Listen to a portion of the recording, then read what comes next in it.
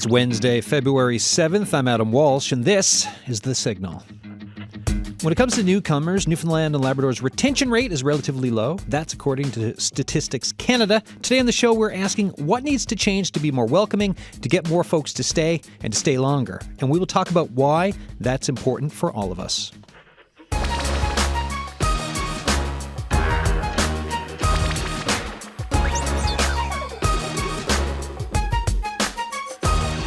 So as we zip through the show today, if you have thoughts around that bit, right? Thoughts around what we can do to be more welcoming, to get more folks, more newcomers to stay here and to stay longer, text us, 709-327-8206, or send us an email, thesignal@cbc.ca. We've got three guests here in studio. We've got Costanza Safali Ferrari, founder and CEO of Newfoundland and Labrador, social enterprise sector leader and advocate for newcomers. How you doing? Fine. Thank you so much for having me. Thanks for coming in. Tony Fang is here, MUN Prof, chair with economic and cultural transformation at Memorial University. Hi, Tony. How are you? Good yourself. Good. And thank you for Thank you for inviting me. Yeah, thanks for this. It's great to have you back in studio. And Laura Aguirre Polo, manager of Newcomer Employment and Support Services at Amal Youth and Family Center. Hi. Hello. Thank you for having me. Thanks for coming in. So let's. The idea for the show all started. It was late last month. Statistics Canada's chief statistician, Anil Arora, was in town for a presentation. One of the topics was called Home Away from Home, Migratory Trends in Newfoundland and Labrador. What kind of stood out to you folks from this presentation?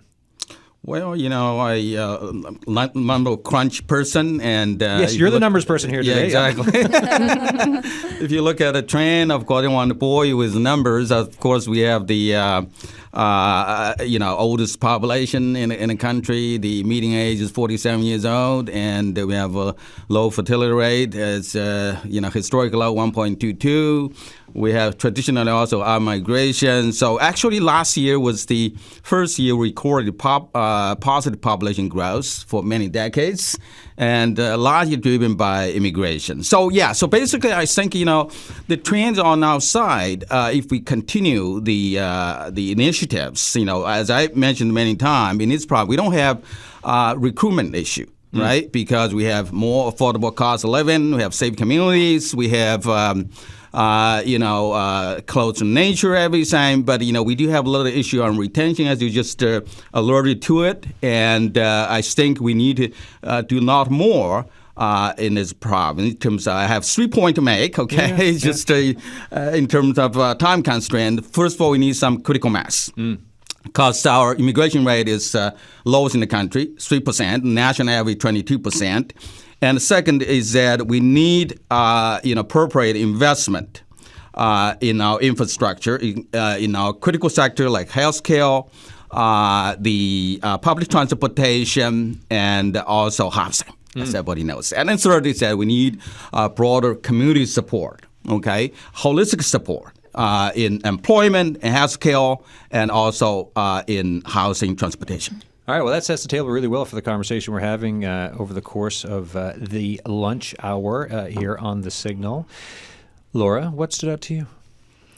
So I think that was a wonderful presentation, and there were a few points that stood out to me. One of them being, because I think oftentimes we talk about when it comes to immigration, housing, healthcare, immigration policies, we know all of that is an issue. But something that really stood out to me was information around how newcomers to Canada and here in Newfoundland report to be more lonely, to have less access to support, to, if they need help, actually we are less likely to have someone to be able to reach out to for help. Also, something around housing. So I know they also spoke about how newcomers to Canada and Newfoundland are less likely to own their homes, which is also a piece of being able to purchase your own house. That's like building a connection with where you are, especially when you are used to not being, having to move around a lot. And and all of that is also in a way connecting it to systemic issues. Like we know that, for example, if you don't have a Canadian permanent residency, you will need 20% down payment to purchase a house compared to 5 the down payment. And that's even when you have a wonderful credit score, a stable and good paying job. So even then, so those barriers, I think. So it was really nice to see that perspective of also social capital, loneliness, community support. Yeah, we did a whole show a couple weeks ago on seniors and loneliness in this province, but then we're having this conversation today about newcomers and everything that was mentioned in that show. So, folks, we podcast every show, so if you missed it, go back in our archives and listen to it. But everything that was mentioned around human connection, why it's so important for seniors, applies to newcomers as well. Like loneliness is a big, horrible thing that if you feel it and you feel isolated, why are you going to want to stay somewhere? Exactly. Constanza, what stood out to you?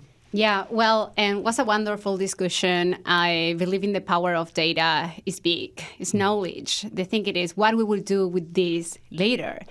I was happy to learn that, of course, our growth population increased. But as you say, it's something that, and we are really good to bring people. But then it's the retention one that is my concern. And more concerning is the projection to the next 20 years.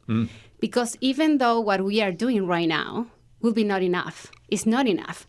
So I'm wondering what will be the innovative ideas that we will need to put in place if we want to improve.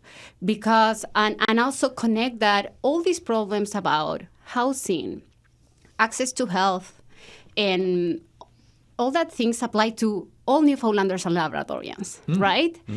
And I would like that the conversation turn around that it is a concern for immigrants and it is a concern to all Newfoundland and Labradorians to improve what we have today. Definitely immigration put an extra pressure because Newfoundland and Labrador, we have other challenges. We need to welcome people. We need immigrants, especially in rural areas. So I believe in the social cohesion, that it is important, and it is important for our communities understand that this is something that we need to do all together, not for immigrants and make the life of immigrants better. It is to make our community better because everyone, for example, access to daycare. It is all women and parents and guardians that suffer from this thing. So I believe that immigration put an extra pressure and to get these things done and improve them for all of us. Can you remind folks a bit about your story? Yeah, so I moved to Newfoundland 8 years ago, supporting my husband in education. So my husband was an international student. I come in with an open work permit, and this is so crucial for people understand the different status of immigration that we have because you are not an immigrant to the country until get your permanent resident. Yeah. So before that, I didn't have access to English classes. I didn't have access to many organizations because they told me you are not our client because you are not an immigrant.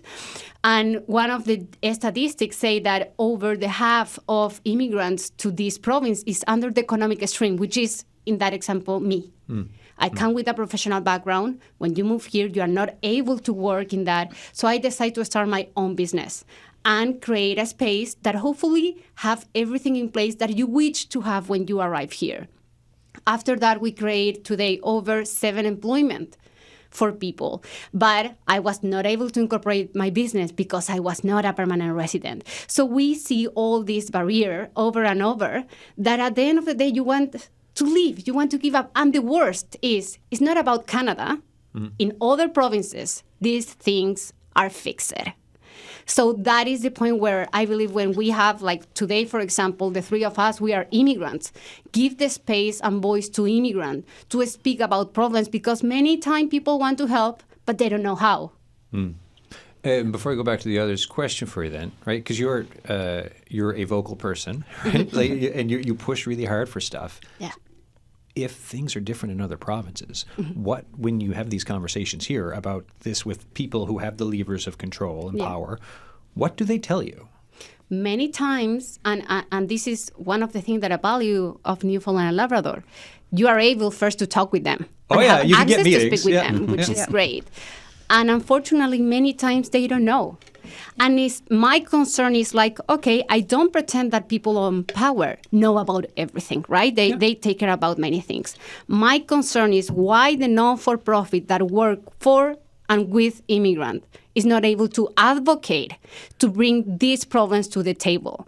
Because if we want to talk about the greater thing that the non-for-profit is doing, sure, let's stay in the same place. We are great.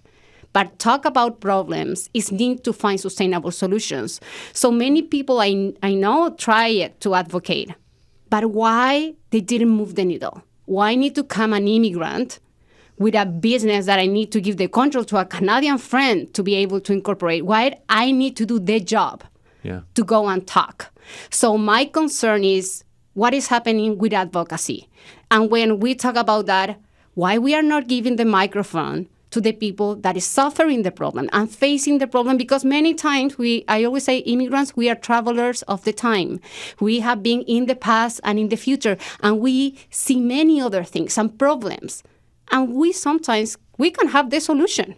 But if you don't allow to us to speak, you don't give us a space and, to share. And I have been many times part of commissions, welcoming commissions. 8 different groups. I was the only immigrant. What is going on? Why we need to bring Canadians with all the respect that they want to help, but they don't know what is being an immigrant. So why do we don't bring to the table an immigrant? Why if a director of an organization is Canadian, they don't have immigrants working there, but they cannot go and talk by themselves as an immigrant. So I believe there is a big fact that why we are not listening the real problems and we are not seeing real solutions. Laura, you've got a new job, right? I do. Yeah, I mean, I said it at the start of the show there, but tell me some of the work that you're doing now with this job. Okay.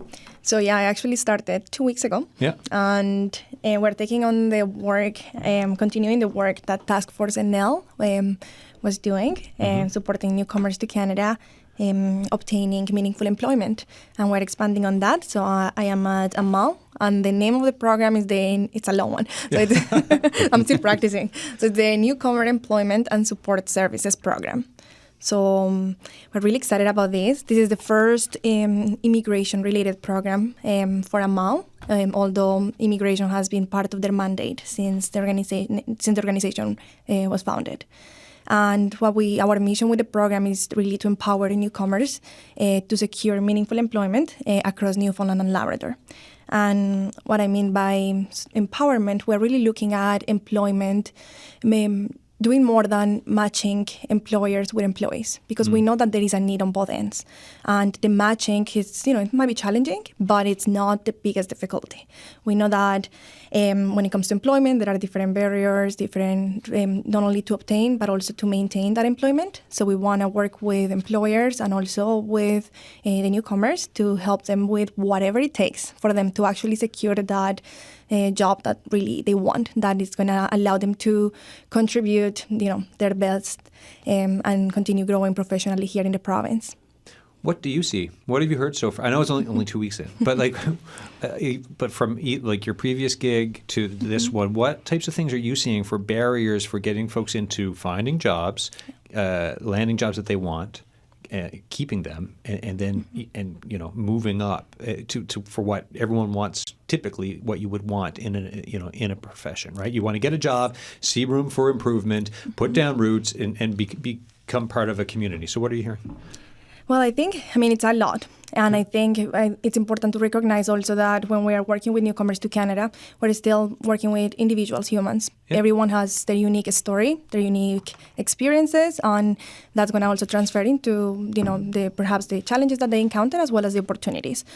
But I know from what we're hearing and what we're seeing, I think it goes back to some of the points that Constanza was making, that sometimes Newfoundland, as we know, immigration, it's still something relatively new for a lot of the systems here. So I don't think we are quite ready, and we need to catch up. As we focus on attracting newcomers and increasing the goals, that also needs to, it's more than attraction. It's more than being, hey, welcome to Newfoundland. We want you here. Come fix our problems, we need people to work. Amazing. We also, as newcomers, we're looking for opportunities and we have so much to contribute. But there needs to be more support because employment, it's not just the job. It's the person that is, it's an individual working. So if you don't have a safe home, that was one of the points in the presentation by Statistics Canada. It also, newcomers to Canada are more likely to live in unsuitable houses. So when we think about your basic needs are not taken care of and you're struggling with housing, with mental health, with having access to a family doctor, with childcare, with facing discrimination, not having access to actually good quality English classes, then how are you supposed to be successful at your at work? And many people actually, you see it with newcomers, even sometimes with all these barriers, they still manage to be amazing. But imagine the potential that, how much different and how things will be better, not only for the newcomers, but also for Newfoundland and Labrador and the economy, if we actually were able to, at the systemic level, catch up and improve things to a point that actually we can support those who are coming here and empower them to actually, be their best selves. So I think, where we're seeing a lot of the systemic issues there. Well, then let's talk about these systemic issues then, right? Because you laid out a bunch that has to change. But so what are some thoughts that you have on solutions for the system? Right, so we talk about housing. And Tony, this goes to some of what you're talking about for, is the term investment desert? Yes. Well, yeah, exactly. I was, first of all, immigration scholar really to plot the initiative and efforts of Laura and the Constance's, right, for helping the immigrant to succeed in the Newfoundland and Labrador. And the issue is a lot of time immigrants have been blamed as a province, for traffic jam, for lack of doctors, and the other housing crisis and so on. I think actually immigrants can present a good solution. Right, to those kind of issues. For example, a lot of immigrants, newcomers are trained physicians and nurses, and some of them are skilled trade people, carpenters, plumbers and electricians and so on. So the issue here, I think, is lack of investment. Okay, we don't have a population trap here. For example, the immigration rate in this province is only 3%. So, but we do have an issue of lack of investment in those critical sectors, right? Yeah. And just mention that all the barriers we're talking about, right? Laura talking about. Just we need to develop some understanding and empathy, right, towards immigrants, because all the issues about the language barriers, cultural differences, credential recognition, and you also mentioned that the issue of licensing, problems and so on and so forth. So we do need to invest, right, in those critical sectors to make this happen, right? So I think the short term we talk about what is the most important determinants of retention is meaningful employment that match with their qualifications, okay? And the longer term, I think, is how to build a community, right? All together, right? We talk about social integration and cultural integration. Because you look at the StatsCan data there, immigrants are more likely to feel lonely than local in the residents. And this is a puzzle I think we need to solve together. Because for the province as a whole, we have actually high sense of belonging. We have actually the highest life satisfaction, okay? And in part because we have very tight social network.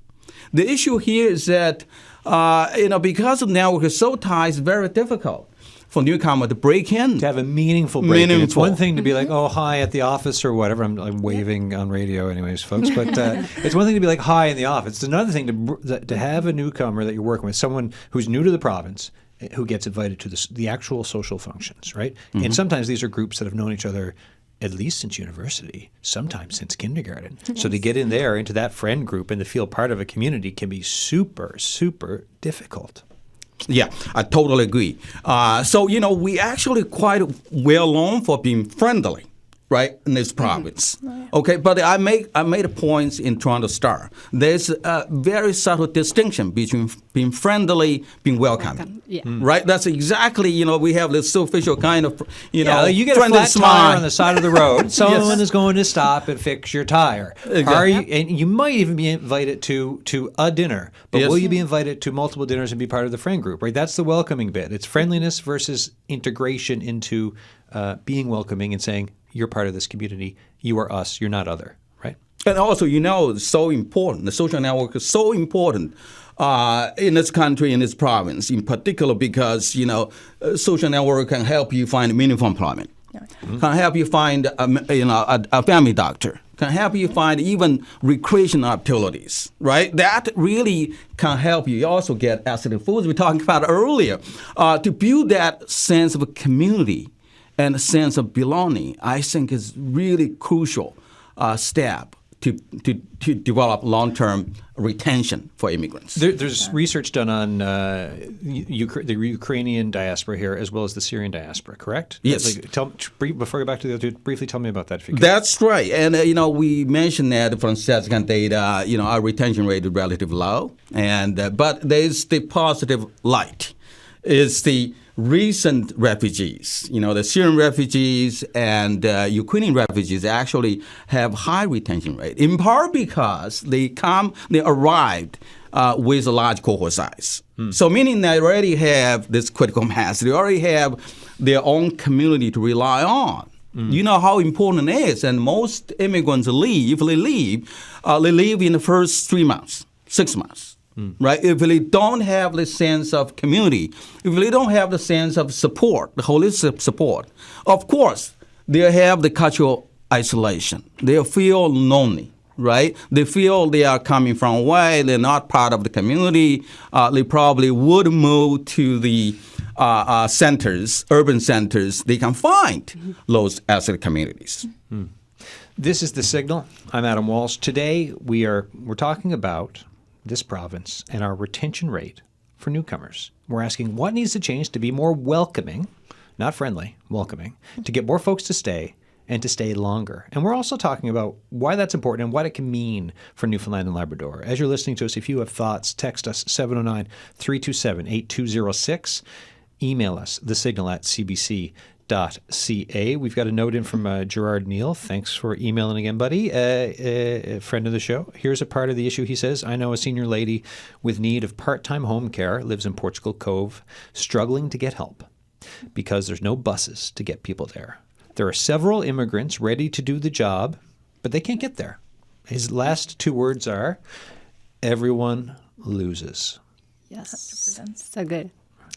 So expand on that. Yeah, well, this is one of the things that I talk in the conversation of Statistics Canada, and when I was part of the panel, I had the experience last year for first time being in Corner Brook. Okay. When I was there, I called my husband back and I say, why we never choose this place to live? I love it. I feel that I belong here. Wow. And his answer was we never have the car to go there and explore. So when we talk about why people is centralized here in St. John's, it's because we don't have choose. We don't have option. We didn't choose that. This is where you arrive. Yeah. How I will go to other places. And I think it's so unfair for employers in rural Newfoundland have this challenge because they can have the perfect candidate. But if that person don't have a car and how they will go there, how the family will be moving, especially if they have children. So we know that in this province, this is a provincial thing, get your car is not hard. Pay your insurance is the problem. So doesn't matter if you drive for the last 20 years. And here it doesn't matter the country and the weather of the country because Australia, they don't have snow and they can come and arrive and drive and they recognize their past experience. But for example, I from Chile, they don't recognize my past experience. So after that, my insurance costs $700. Oh, yeah. For us living in Japan for 3.5 years, I came back, I was like, get insurance again. And then they told me the price and I was like, oh. Yeah, so the problem is not the access to the car. The problem is insurance. And we see when Ukrainians arrive, they also have this challenge that changed from one day to another. So this is a provincial problem, and we need to talk about it because as that person that emailed right now, everyone loses. Employers, communities in rural Newfoundland that are not able to attract immigrants, and this province, because if I move to another province, I will be able to drive. Mm-hmm. So I feel that is one of the maybe how. Well, let's talk about that. Just to follow up with that, I mean, again, I think the provincial government has made the exceptional effort to give the Ukrainian residents, refugee, what we call the MCP access, and also the recognition of licenses. I think we need to make this access to all immigrants, right? All refugees. Well, especially like Stan's saying, like you're saying, especially when there is a lot of talk and effort around recruiting folks into rural Newfoundland and Labrador, and there's talk around it for a lot of folks. It can be such a great lifestyle that so many people really enjoy, and you have newcomers who would enjoy that. But with that cost you're mentioning, Constanza, and that kind of a barrier, how are you going to do it?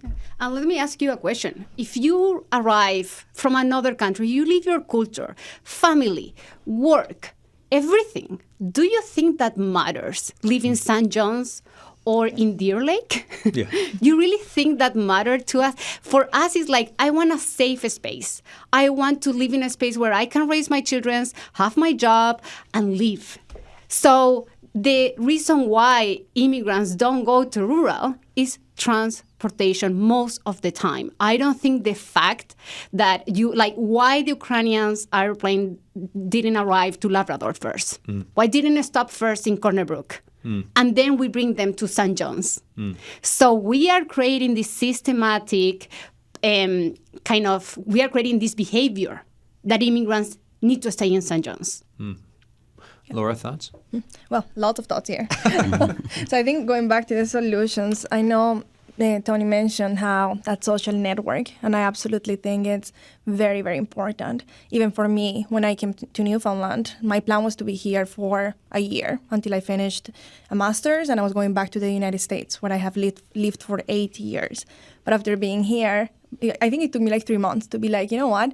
I love this place. I feel like very fortunate because people who I met were very welcoming, and it was a good change that I was like, you know what, I like it here, I want to stay.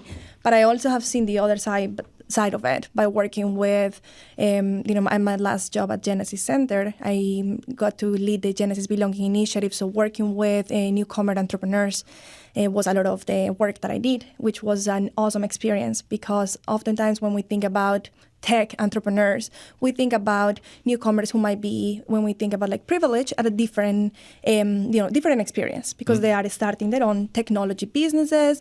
They, for the most part, have can communicate in English, and probably have been here for a while. But then oftentimes a lot of the clients at Genesis were encountering similar issues that other newcomers, international students, those who with an open work permit will encounter. So I think that the piece of social network is huge and makes a very big difference when you feel like welcomed and you feel that you are part of, of the community. But also employment. Like I know several newcomers who left the province and are heartbroken and are still trying to come back here. And the only reason they left was because they could not find meaningful employment after their schooling, for example. And they really want to come back here. So I know, and then to Constanza's point, I know you talked about creating, like involving newcomers. And I think that's one of I feel like when we talk about all these issues and when we think about solutions, the importance of, we know that, of course, like decision-making in Newfoundland has been in the hands of some people. But when we are making decisions, and that's something that I like to apply through the work I do, and I think it's as best practice, and I think it applies to all type of work, is if you are developing policies or programs for newcomers to Canada, then it makes sense to have newcomers being part of that conversation and taking their input, their lived experiences. Because when we have people making decisions for policy or the implementation and development of programs and initiatives, they can be very great on paper. But when we don't have that lived experience, And I'm not saying, at least welcoming people, not only newcomers making decisions, but like let's create opportunities to collaborate, because I think that will make a difference here. Yeah, because when it's lived experience and you're talking to folks who are going through, no matter what it is, again, I'll refer again to the show with seniors and loneliness, right? It's about some folks think, oh, well, as you get older, maybe you should live in such and such a care facility. And other folks are like, no, I want to live at home. And there's a range of different, everyone is different. Everyone has different perspectives. But when you ask the folks who are involved, and because it's about them, you tend to get some really good answers. And there's stuff that you wouldn't think about because you don't have that lived experience. And I learn this every week on the show, and it's time and time again. But then I keep hearing about the fact that we have gaps. Yeah. And folks who are not listening to people with the lived experience. And to add about what Laura said, I think I will tell you why that is so important is because many times when we attend these welcoming committees and it's just Canadian, representing their organizations that work for immigrants, we are clients. My clients, the experience of my clients. And when you have an immigrant there talking, it's a human.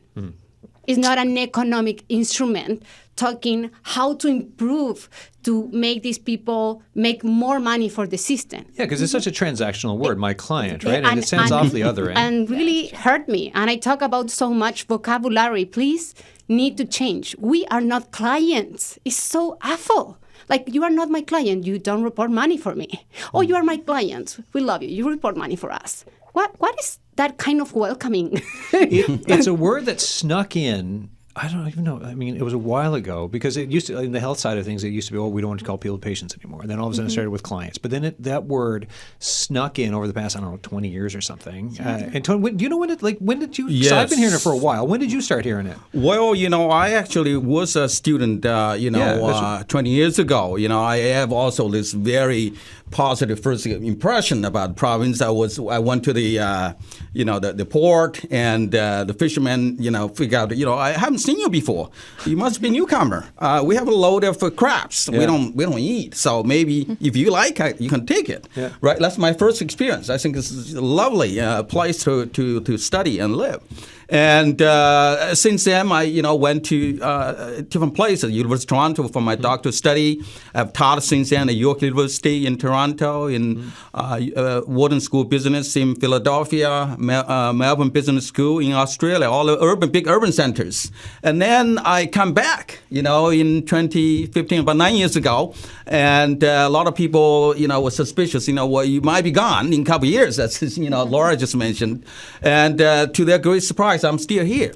And the reason I'm here is that, coming from Toronto, where you have 50% of the residents are immigrants, and here we have only 3%. So I think there's a lot of 1 in 35, right? Sorry, 1 in 35 people, right? 1 in 35 people. So we have a lot of potential for population growth, for economic growth. We can make a lot of differences here. So I also, I totally agree with both Laura and Constance that the voice and of the newcomers are so important in this decision-making process, right? That's the reason why we have done this cross-province consultations with immigrants, refugees, international students to listen about their integration experiences, listen about the challenge and difficulty they have experienced in the labor market.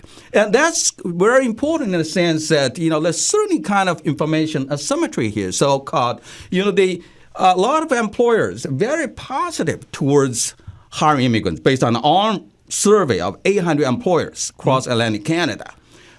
More than 88% of them have positive experience. But what's the issue with employment, right? And the issue is a lot of employers don't know what kind of help they should give to, right? They also don't have the timely information about labor market. Supply and demand, how to find those newcomers, who have the unique skills, right? Skill trades in healthcare. And so we need to do a little more concerted effort. I totally agree, right?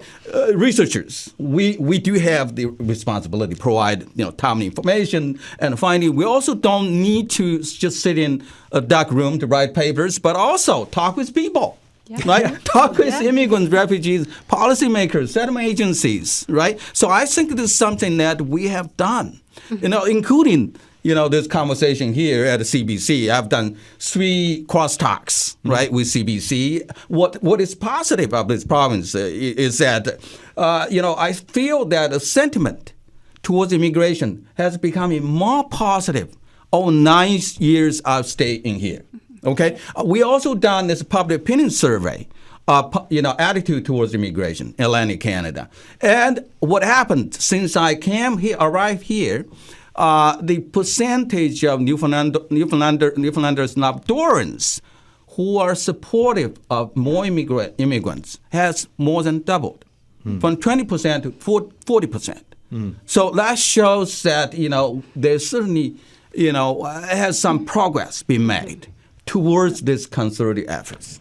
You're listening to The Signal. I'm Adam Walsh. Today we're talking about what we can do in Newfoundland and Labrador to be more welcoming for newcomers, to get more folks to stay and to stay longer. If you have thoughts, text us 709-327-8206.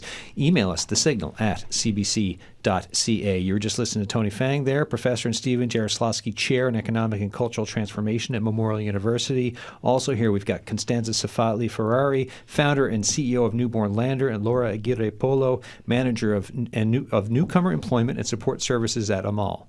I'll get that title down before the end of the show. So the difference there. So we have a province where, Tony, you're saying data, interviews, it's showing folks are becoming more open to immigration, more welcoming in a way, right? At least more accepting and understanding of it over the last decade or more, right? But at the same time, Constanza, you're mentioning you're out and you're on a welcoming committee, and so you're the only newcomer there, and it's a bunch of Canadian folks, and they're using words like client. Yeah. To talk about people. How do you get a change in the culture for what do you think needs to happen to change that part of the culture? People are welcoming, right? They're there all standing up together, but using words like client when it's like, well, no, or, people's nice. Well, I hope that they are listening now and they feel shame if they treat us as a client next time. Yeah, okay. So starting with speak and advocate, and it's a big thing. It's really frustrating, and I feel as a Newfoundlander and Labradorian, and I feel it's so unfair that we have so much potential as a province. Yeah. And see this gap. I wonder if people right now in their houses are asking, so what else? What else we need to do? We are friendly. We are welcome. We have a beautiful land. And, so what else? And I truly believe that, one, employers. We talk about employment. We don't need to blame in employers. Mm-hmm. It's so frustrating for them that they have this big role. They are the key for retention. Provide the permanent resident. They don't know. Nobody told them. Nobody told them. And then we have this massive information about how to hire an immigrant and get immigrants here.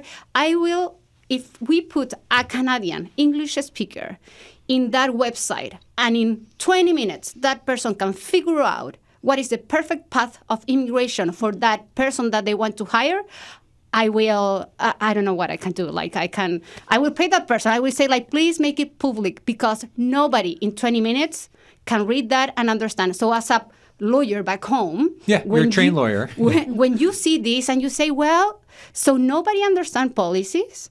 Nobody understands what they are reading. So policy is not serving community. And we give this big role to employers to provide the permanent resident and the retention key. How unfair is that? So I am trying to advocate. I am an employer. Today we are 8 women in Newfoundland. 4 of them are getting their permanent resident. 0 cost to me. 0 cost. Why? I am an immigrant. I go through that.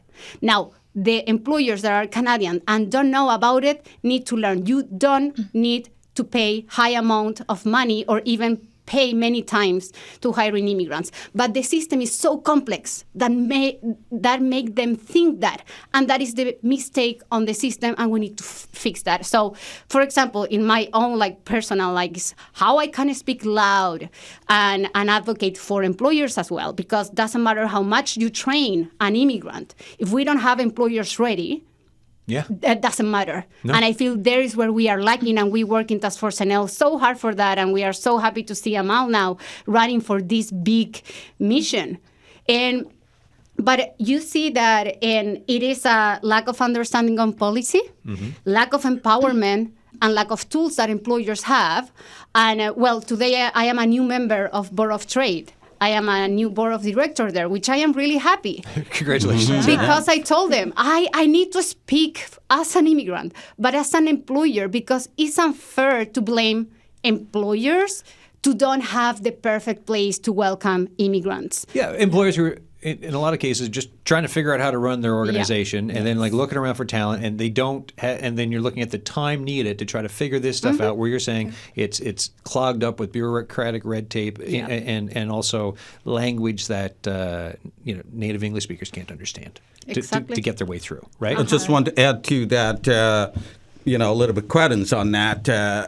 In fact, actually, SMEs, small, medium-sized enterprises, are driving force of job creation. 80% of those jobs in Atlantic Canada created by SMEs, like Constance running. And the big challenge for them is that many of them don't even have our HR department. They don't have this, HR expertise or capacity or the resources to process all this immigration policy information, the documents, right, and the fees they have to pay for. And we don't have also the, sufficient legal support. We don't have 2 immigration lawyers, right, in this province. So I think the big issue, we mentioned that holistic support.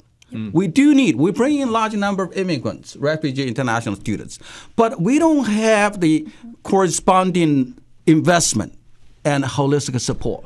That's the reason why the system is running into a problem. Right? We don't have population trap. We do have issue of investment desert.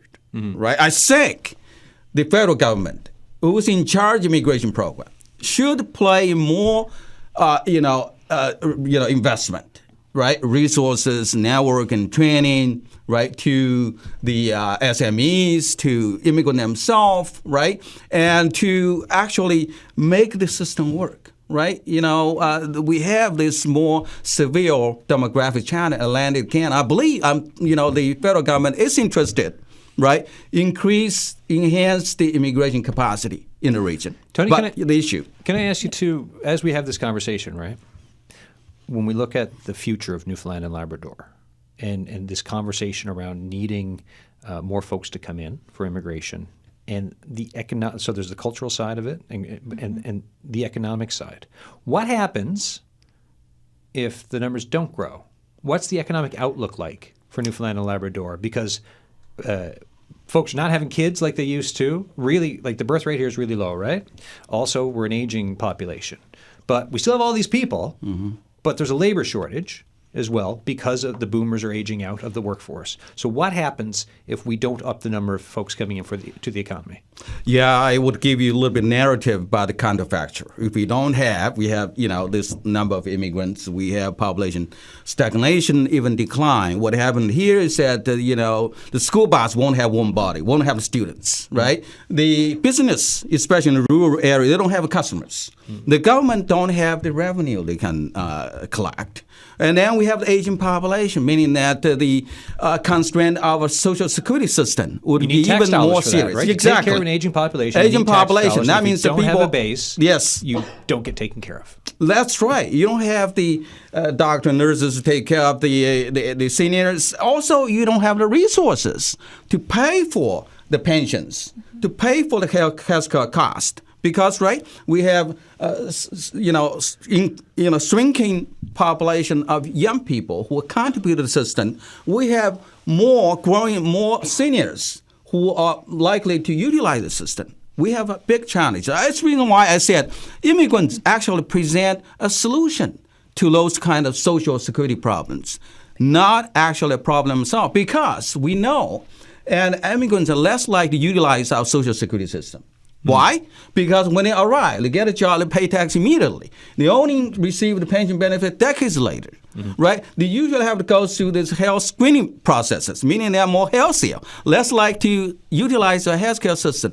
Also because they don't know how to apply for social assistance benefits, right? Because they're newcomers. And because the system, as Constance said, is so complicated, they don't know how you apply for it. They also have the cultural differences. Many immigrants from Asia, for example, they very reluctant to apply for Social Security benefits. So our macroeconomic impact analysis of immigration in Atlantic Canada has demonstrated actually immigration has made positive effects on our GDP per capita, our productivity, government fiscal balances. Even there's no adverse effects on unemployment. That's contrary to a lot of misconceptions, right? Because immigrants not only take jobs, but they also create jobs. We talk about entrepreneurs. We're also talking about job creation through consumption of immigrants, through investment. For example, a lot of immigrants would like to buy houses, right? If they have the capacity. This is the reason why the productivity of those jobs created by immigrants usually are actually higher. Think about the lawyers. Okay, they would like more clients, we're just talking about. Professors would like to have more international students in the classroom. And doctors need more patients. And developers need more customers to buy houses. All the jobs created by immigrants actually are more productive. But the issue here is that, they are usually not occupied by immigrants themselves. That's their story. And you're mentioning a solution for some of the economic issues. But then, like Laura, as you were saying, it's like if you just look at it as a solution, you need a kind of choose your own adventure for folks arriving so you can have individual fulfillment and you can feel part of a community and you can be integrated really into that community to feel part of it, put down roots. And that's the mix that we're talking about here, right? Any other thoughts on that? Well, I have a thought and also a solution, and it's something like, it's obvious, but we don't have it. So I arrived from Chile 8 years ago. Still, the Latin community have a poor Facebook page. So you go to Toronto, I find pisco, I find my bread, I find my empanadas, all my things, and you say like, oh my God, I belong so much here. Yeah. I remember home. So why is not a plan? Because this need to be a plan to build communities, to help this community being independent. One, they don't belong to any immigration organization. They are independent, and they are able to build the foundation of communities, Latin community, Syrian community. If we see the success of Ukrainian community, and what was the other community? The Syrian community. Why? Because you bring them like in big cohorts, but also the Ukrainian community was one of the first ones that was able to incorporate a community, as an Ukrainian community of Newfoundland and Labrador, and have a Facebook and have events. Who else do that?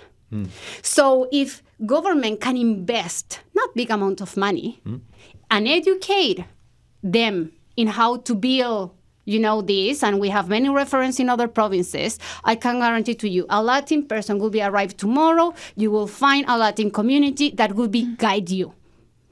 So that is not really hard to do. That is a planning. That is something that we need. We need to drive newcomers when they arrive and help them to navigate this immigration ecosystem. And plus, it's so sustainable. You need to do it just one time. They will build up and they will find the way how to grow. Yeah. That is something that is sustainable. And in Newfoundland, we don't have it. And I truly believe that we need ideas. We need innovation. We need to disrupt what is right now in place because it's not working. And this is urgent. And I really want to call to that people understand that this is not about immigrants. This is about Newfoundlanders and Labradorians and their future as well. So if we have this thing in place and we have like in Labrador, in Goose Bay, the Filipino community, right?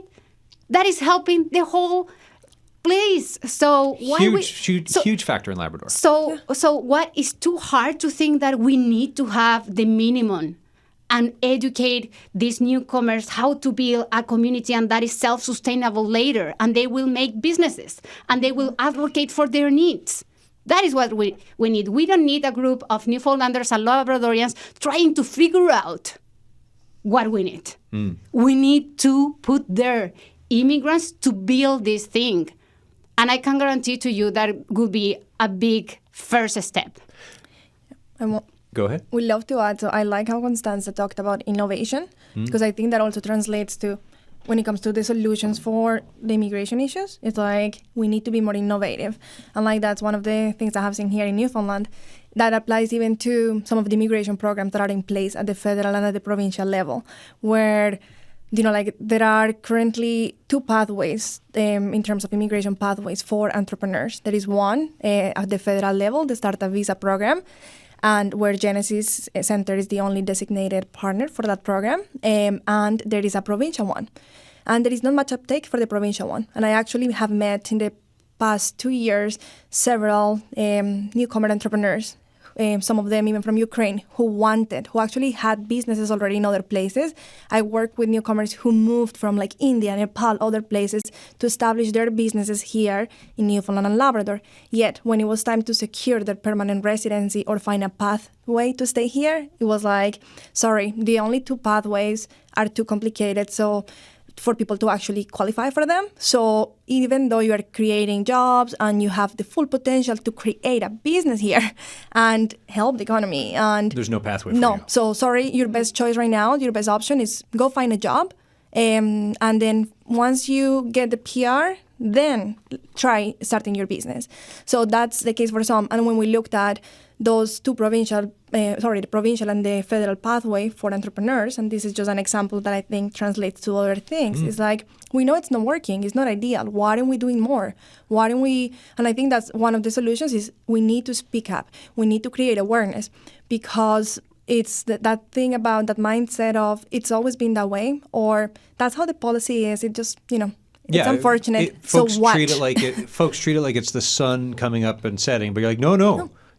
I can't change the sun rising and setting, but I can change policy. Yeah, and we have seen in how we were saying with the community of Ukraine, things were changed. And I think that was a wonderful test.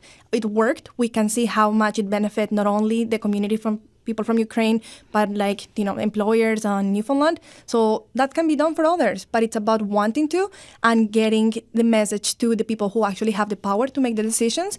And ideally, they will use the knowledge of people like researchers like Tony and the newcomers and everyone who knows, who has the lived experience and who's doing the research to make sure that we're creating policies that are actually creating an impact, that are, doing what they're supposed to do.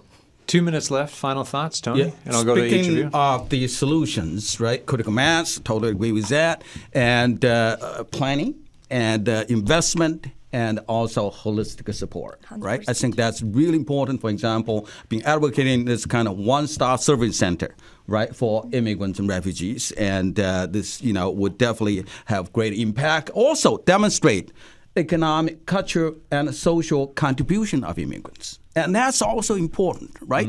And so that will get more buy-in, more community support, and so on. But in the short term, immigrants certainly can feel labor skill shortages. We all agree with that. Employer agree with that. According to our survey, in the long run, certainly contribute to entrepreneurship, innovation, and creativity. That's something that this province needed, okay, and for future prosperity. And I think we are, as a research group, in a position to support evidence-based decision-making in these critical areas of immigration. Constanza, final thoughts from you. Yeah, I think first, check the policies that are not serving and change them. Number 1. 2, help communities, means Latin community, Syrian community, make them, educate them, and help them to build their own communities that will be welcome, future and newcomers. The insurance of the car, definitely it is a topic. Invite immigrants to speak and be meaningful with that. Then path of immigration for entrepreneurs. We need to advocate for change. And employers. Educate employers, and that doesn't mean they don't need to memorize the path of immigration. We need to give them tools, real tools. And stop calling folks clients. And stop to call us clients, please. Laura, final word, 30 seconds. Ooh, okay. So, completely agree with Tony and Constanza. And I think, just because something has been done one way doesn't have to continue being done the same way. We need to adapt. I think it has to be a community solution. We all need to be involved. But I also don't like that we rely, or some people only rely on, the employer should do more. Go and drive somebody. Go on, we need policy change, and we need decision makers doing more for us, for the community, because it's an issue for everyone, not only the newcomers. Laura, Constanza, Tony, thank you so much for this today, for the lunchtime conversation. Thank you for having us. Thank you for the Thank you for having us. All right, folks, that is it for today's show. If you have thoughts, the signal at cbc.ca, or you can call the signal line and leave a message, 709-576-5260.